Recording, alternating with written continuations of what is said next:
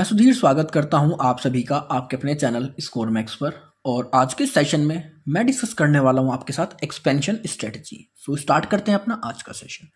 तो अगर हम बात करें कि एक्सपेंशन स्ट्रेटजी होता क्या है, जैसे आप नाम से समझ रहे हैं एक्सपेंशन, इसका मतलब क्या है? अपने बिजनेस को एक्सपेंड करना in the terms of geographical area, market, product line, product services in segments. So expansion strategies are the fundamental for organizations striving to achieve long-term growth and sustain their competitive advantage in evolving national and international market.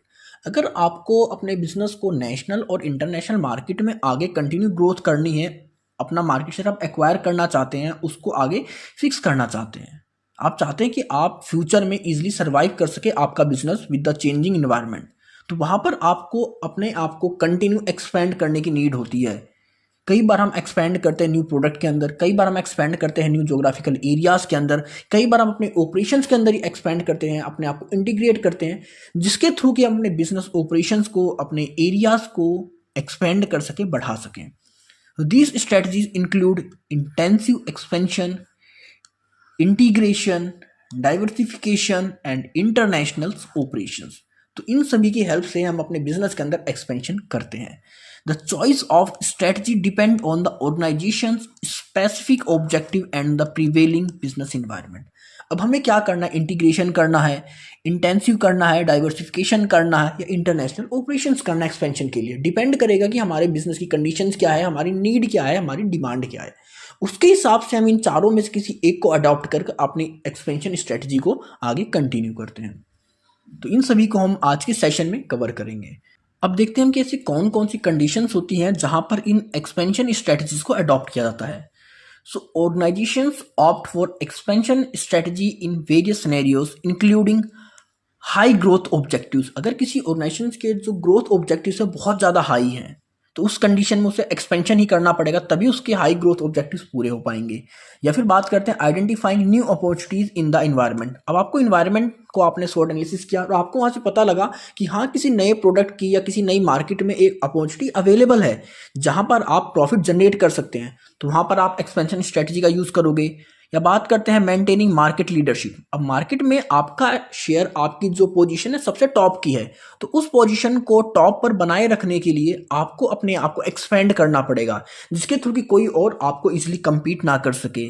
या responding to a volatile situation, या फिर कोई situation randomly change हो गई, जैसे Covid के time में हम बात करते हैं, सबने क्या किया? अपना एक्सपेंशन किया। मोस्टली जितने भी ऑर्गेनाइजेशंस थे, हर कोई कोविड मास्क बनाने लग गया था, आपके सैनिटाइजर बनने लग गए थे, फेस मास्क बनने लग गई थी, आपके कह सकते मतलब ऐसे उन्होंने अपने आप को ऐसे कन्वर्ट किया, ऐसे एक्सपेंड किया था उस टाइम पे कि उस कंडीशन के हिसाब से उन्होंने देखा कि किसकी डिमांड है और तुरंत इन्होंने रिस्पॉन्ड कर कर अपने आप को उसमें एक्सपेंड कर दिया।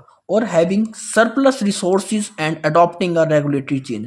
या फिर आपके पास बहुत ज़्यादा रिसोर्सेज हैं, उस कंडीशन में आप क्या करोगे? अगर आपके पास एक्सेस रिसोर्सेज हैं तो आप यूज़ करोगे उसको किसी नई प्रोडक्ट में, नए मार्केट में। या फिर कोई रेगुलेटरी चेंज आ गया है और उसके हिसाब से फिर आपको अपने प्रोडक्ट को, अपनी ग्रोथ को चेंज करना पड़ रहा है। ये कुछ स्पेसिफिक कंडीशंस होती हैं आपकी एक्सपेंशन के लिए। अब की फैक्टर्स इन्फ्लुएंसिंग एक्सपेंशन स्ट्रेटजी। कौन कौन से ऐसे की फैक्टर्स हैं जो कि आपके एक्सपेंशन स्ट्रेटजीज को इन्फ्लुएंस करते हैं? तो सबसे पहला क्या है? High growth objectives. अब आप कितने एम्बिशियस हैं अपने टारगेट को अचीव करने के लिए, आप कितना एक्सपेंड करना चाहते हैं, आपकी मतलब ऑब्जेक्टिव क्या है प्रॉफिट का।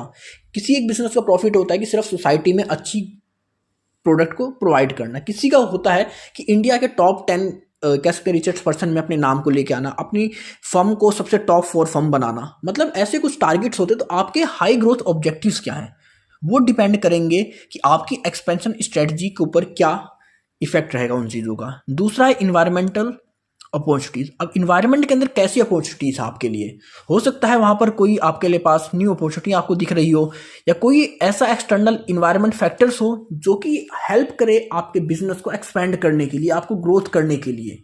तो इन्वायरमेंट के अंदर कैसी अपॉर्चुनिटी है हमें ये भी देखना होता है। इसके साथ ही साथ वहाँ पर हमें जो इन्वायरमेंटल थ्रेट्स होते हैं वो भी देखने होते हैं, या हमारी वीकनेस वो भी देखनी होती है, कि ये सब चीज़ें भी इन्फ्लुएंस करती हैं हमारी एक्सपेंशन स्ट्रेटजी को। Next one is market leadership. अब मार्केट लीडरशिप वही है कि अगर आप मार्केट में सबसे टॉप पर हैं तो आप चाहोगे कि लाइफ टाइम आप ही उस पोजीशन को होल्ड करो।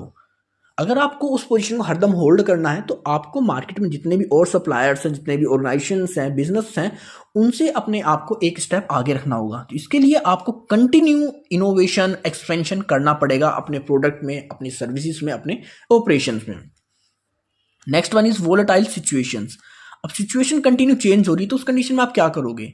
आप देखोगे कि आप कंडीशन के हिसाब से जो अनसर्टेन पोजीशंस है मार्केट के अंदर, उस अनसर्टेनिटी कंडीशंस को आप किस तरह इफेक्टिवली फेस करोगे। फेस करने के लिए कहीं ना कहीं आपको अपने बिजनेस को एक्सपेंड करना पड़ेगा। इसके अंदर आप कोविड का एग्जांपल ले सकते हैं, वो बहुत परफेक्ट एग्जांपल्स है वोलेटाइल सिचुएशंस के लिए, क्योंकि उस टाइम हर किसी ने अपने बिजनेस को एक्सपेंड करने के लिए एक नई इन्वायरमेंट देखा, एक नई मार्केट देखी और उसमें अपने आप को, सिचुएशन के अंदर उन्होंने अपने आप को एक्सपेंड करा। नेक्स्ट है सरप्लस रिसोर्सेज। अब आपके पास कितने रिसोर्स हैं ये भी आपको इन्फ्लुएंस करेगा आपकी एक्सपेंशन स्ट्रेटजी को। अगर आपके पास बल्क में बहुत ज़्यादा रिसोर्सेज हैं फिर तो आप इजीली एक्सपेंड कर पाओगे अपने बिजनेस को, अपने प्रोडक्ट को, सर्विसेज को। लेकिन अगर आपके पास रिसोर्सेज कम है और आप बात कर रहे हैं एक्सपेंशन की, तो वो पॉसिबल नहीं है, क्योंकि एक्सपेंशन के लिए आपको कैपिटल चाहिए, ह्यूमन रिसोर्स चाहिए, टेक्नोलॉजी चाहिए, नेटवर्किंग चाहिए, मतलब आपको हर तरीके के रिसोर्स वहाँ पर चाहिए होते हैं। तो आपके पास जितने रिसोर्सेज होंगे उतना ही आपकी जो एक्सपेंशन स्ट्रेटजी है बेटर वर्क कर पाएगी। और last one is regulatory environment, कि किस तरह रूल्स रेगुलेशंस हैं जो कि आपने जहाँ पर एक्सटेंशन के लिए या क्या बात कर रहे हैं, आपने एक्सपेंशन के लिए जिस एरिया को सेलेक्ट करा है वहाँ के रूल्स रेगुलेशंस क्या हैं, आप उनको कैसे फुलफिल कर पाओगे, उनमें चेंजेस कैसे होते हैं, गवर्नमेंट क्या सपोर्ट कर रही है, क्या नहीं कर रही। तो ये कह सकते हैं ये कंडीशंस भी होती हैं आपके एक्सपेंशन के लिए, और ये वो फैक्टर्स भी हैं जो कि आपके एक्सपेंशन स्ट्रेटजीज को इफेक्ट करते हैं, इन्फ्लुएंस करते हैं। अप्रोचेस टू अचीविंग ग्रोथ, कि कौन कौन सी अप्रोचेस हैं जिनकी हेल्प से हम बिजनेस के अंदर ग्रोथ को अचीव कर सकते हैं। जैसे मैंने आपको पहले ही बताया कि हमारे पास 4 तरीके की अप्रोच होती है। पहली होती है इंटेंसिव एक्सपेंशन, दूसरी होती है इंटीग्रेशन, तीसरी होती है डाइवर्सिफिकेशन और फोर्थ होती है इंटरनेशनल ऑपरेशंस। तो फर्स्ट वन से स्टार्ट करते हैं। सबसे पहली हमारी इंटेंसिव एक्सपेंशन।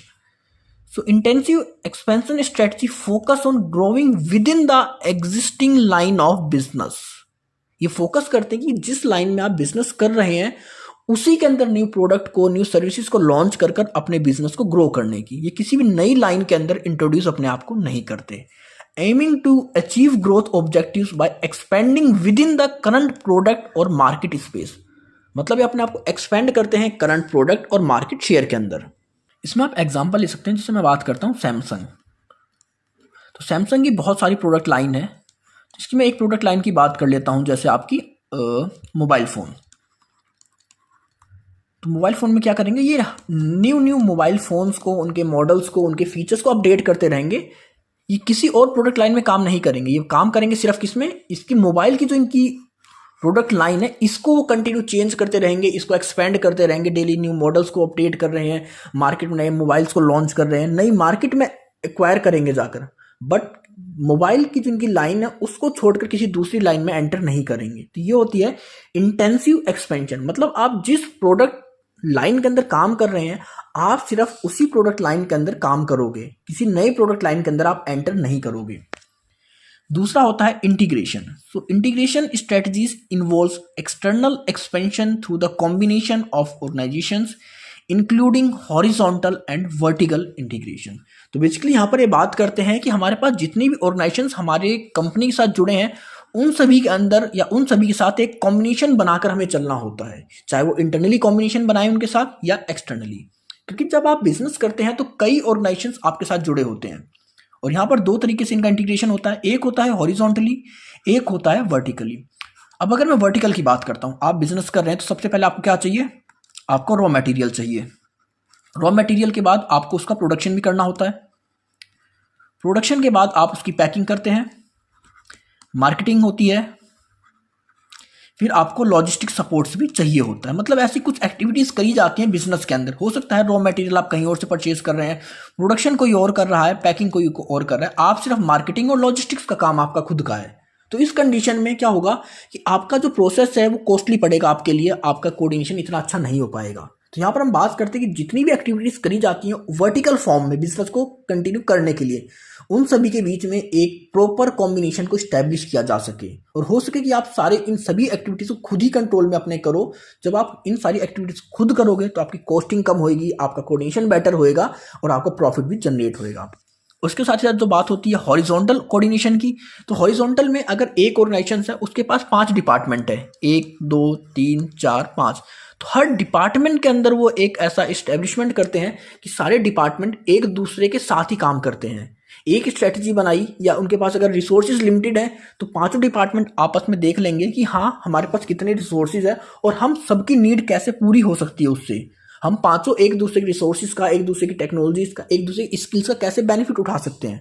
तो ये बात करते हैं इंटीग्रेशन में, मतलब हॉरिजॉन्टली बात करता है कि अपने सारे डिपार्टमेंट को, अपनी सारी बिजनेस यूनिट्स को, सारे बिजनेस पोर्टफोलियोज को आपस में कंबाइन करके बात करी जाती है यहाँ पर।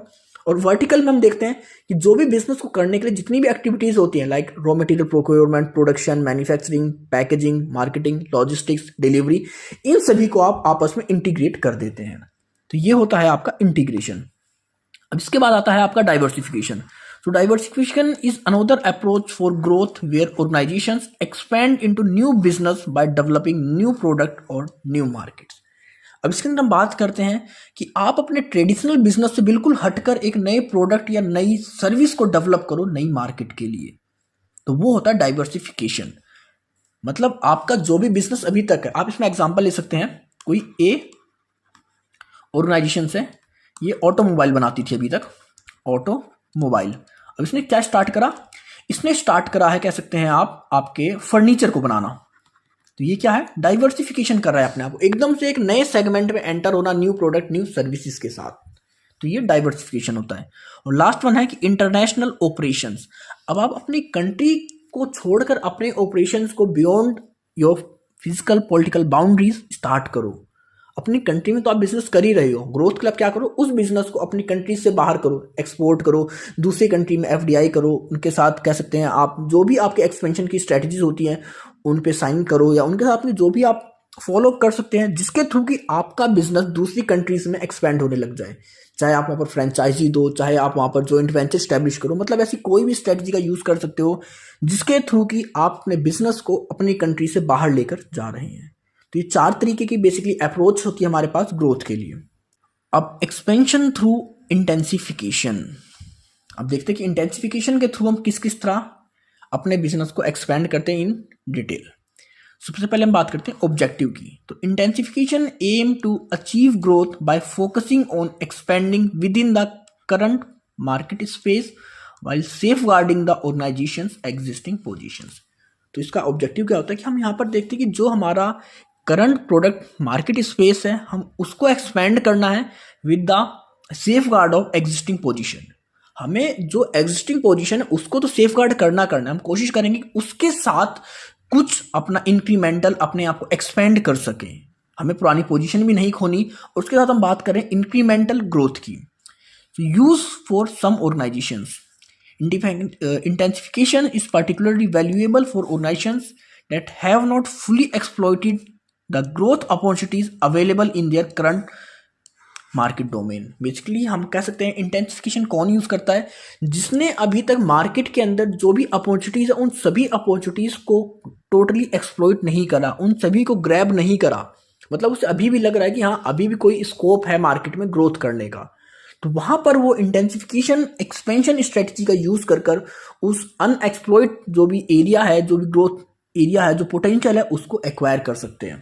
सो प्राइमरी लाइंस ऑफ बिजनेस, तो कहां पर यूज किया जाता है इनका, तो organizations opting for intensification concentrate on their primary line of business and seek ways to increase their operational size with in the core business area. तो बेसिकली इसको हमारी जो प्राइमरी लाइन होती है बिजनेस की, प्राइमरी लाइन क्या मतलब हमारा जो मैन्युफैक्चरिंग पार्ट होता है, हमारा प्रोडक्शन पार्ट होता है, मोस्टली वहीं पर इसका यूज किया जाता है इंटेंसिफिकेशन एक्सपेंशन का।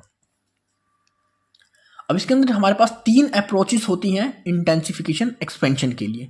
पहली अप्रोच होती है मार्केट पेनिट्रेशन, दूसरी होती है मार्केट डेवलपमेंट, तीसरी होती है product development.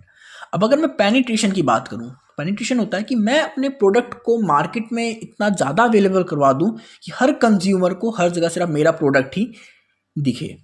So the organization strive to achieve growth with its existing products within the current market segment with the goal of increasing market share। तो यहाँ पर हम क्या करते हैं, अपने प्रोडक्ट की जो सप्लाई होती है मार्केट में बहुत ज़्यादा बढ़ा देते हैं। जब हमारी सप्लाई बढ़ेगी तो कहीं ना कहीं हमारी सेल्स भी इंक्रीज होने लग जाएगी, क्योंकि कई बार हम अपनी सेल्स को बढ़ाने के लिए हम प्राइस को भी कम करेंगे। क्योंकि जब आप प्राइस कम करोगे, मार्केट में सप्लाई आपने ज़्यादा कर दी है, तो कहीं ना कहीं एकदम से आपके प्रोडक्ट पूरी मार्केट को पेनिट्रेट कर लेंगे, कैप्चर कर लेंगे। तो ये होता है एक तरीका इंटेंसिफिकेशन एक्सपेंशन का। दूसरा होता है market development. So growth is pursued by targeting the existing product to a new market segment.